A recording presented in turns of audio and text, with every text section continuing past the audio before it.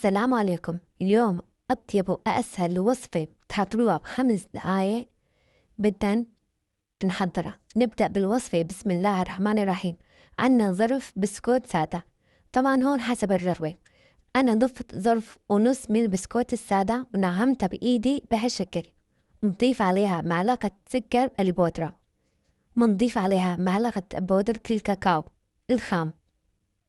بسم الله الرحمن الرحيم. طبعا هون أنا بدي أهرس حبتين من الموز، نهرسها بالشوكة.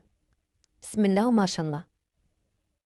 طبعا هون الموز حسب الرغبة، وإذا بتحبوا ما تضيفوها، وإذا رغبتكم فيكن تضيفوها.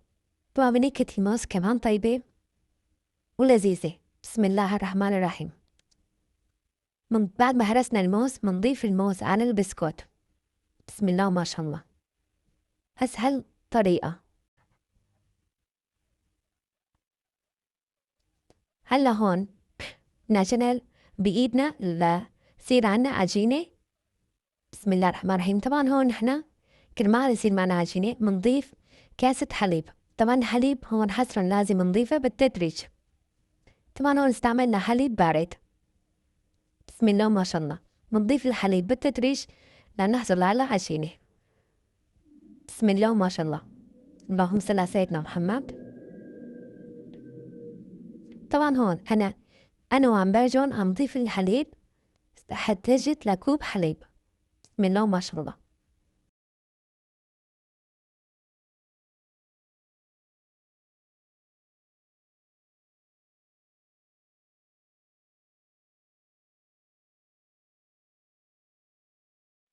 هون عجينتنا جاهزة، بنعملهم كرات صغار.